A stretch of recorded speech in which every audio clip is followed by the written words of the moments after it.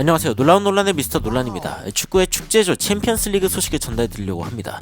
케인과 은바페가 각자 바이에른 뮌헨 그리고 파리 생제르맹을 8강까지 이끌었다라고 하는 소식이 화제가 되고 있습니다. 이 상황 가운데 바이에른 뮌헨에는 무슨 일이 좀 터진 것 같습니다. 굉장히 흥미로운 사건이 터졌는데 도대체 이게 무슨 상황인지, 그리고 파리 생제르맹에는 도대체 무슨 일들이 일어나고 있는지 다양한 외신 소식들과 함께 바로 들어가 보시죠.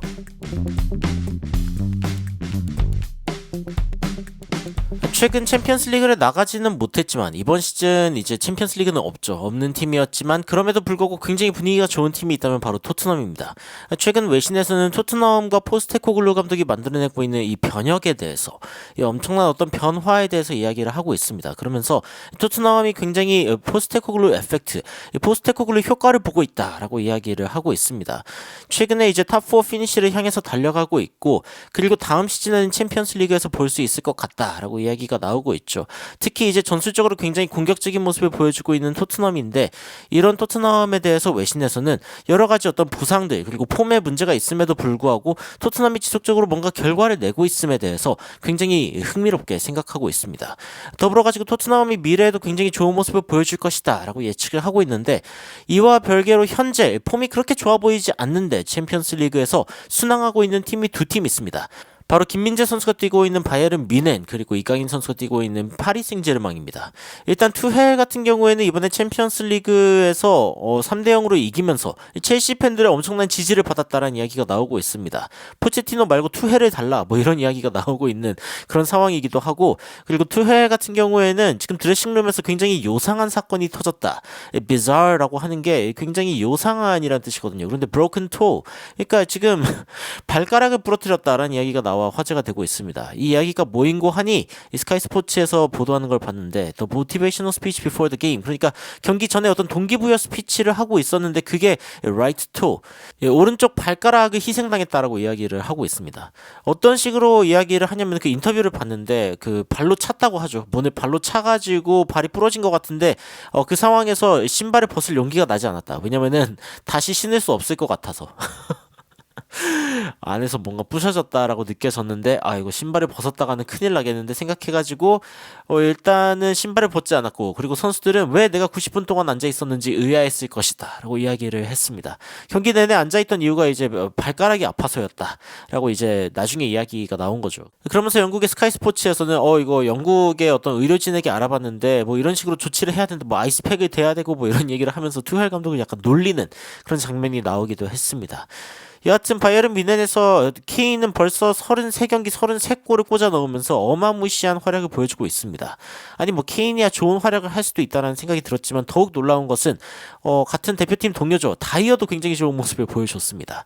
그러면서 이제 아나운서가 큰 경기에는 역시 큰 선수가 필요하죠 라고 다이어에게 물었는데, 다이어가 그렇죠 라고 하면서 약간 긁적긁적이는 모습 머쓱? 약간 그런 모습을 보여줬는데, 다이어가 여하튼 동료인 해리 케인이 굉장히 잘하고 있다는 소식에도 그치 케인 너무너무 잘하고 있다라고 하면서 기쁜 모습을 숨기지 않는 그런 천진한 웃음을 보여주기도 했습니다.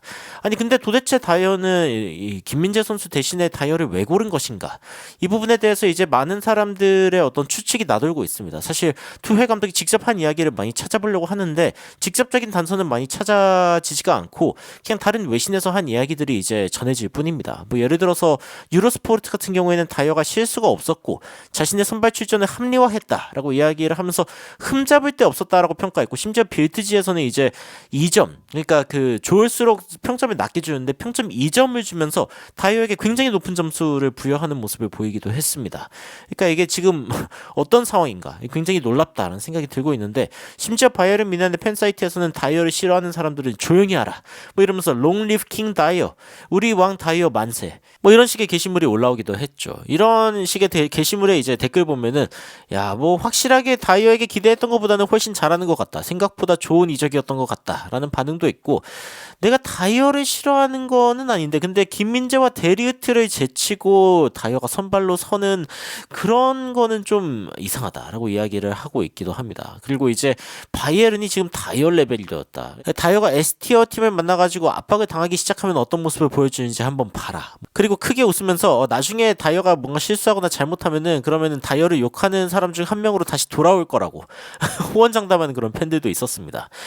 여하튼 바이에른 뮌헨 같은 경우에는 지금 챔피언스리그 엄청나게 중요합니다. 왜냐면 지금 리그가 2위인 상황이고 레버쿠젠이 지금 도통 내려올 생각을 안 합니다.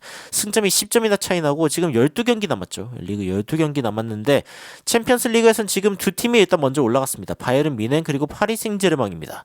파리 생제르맹도 이제 두 번째 골이 이강인 선수가 직접 은바페에게 어시스트를 해준 그런 골이었고 그럼으로써 이제 파리 생제르맹과 바이에른이 먼저 8강으로 올라가게 되었는데 내일이죠. 레알 마드리드 그리고 맨시티, 코펜하겐, 라이프치히 등등의 경기가 있고 그 다음에 수요일에는 아스날, 포르투, 바르셀로나, 나폴리 그리고 그 다음 날에는 도르트문트, 아인트호벤, 아틀레티코 마드리드와 인테르 이렇게 경기가 지금 예정되어 있습니다. 그래서 하루하루 지나갈수록 어떤 팀들이 이제 8강으로 올라갈지 알 수 있게 되는데 공교롭게도 8강에 먼저 오른 두 팀이 대한민국 선수들이 속해 있는 바이에른과 파리 생제르맹이다.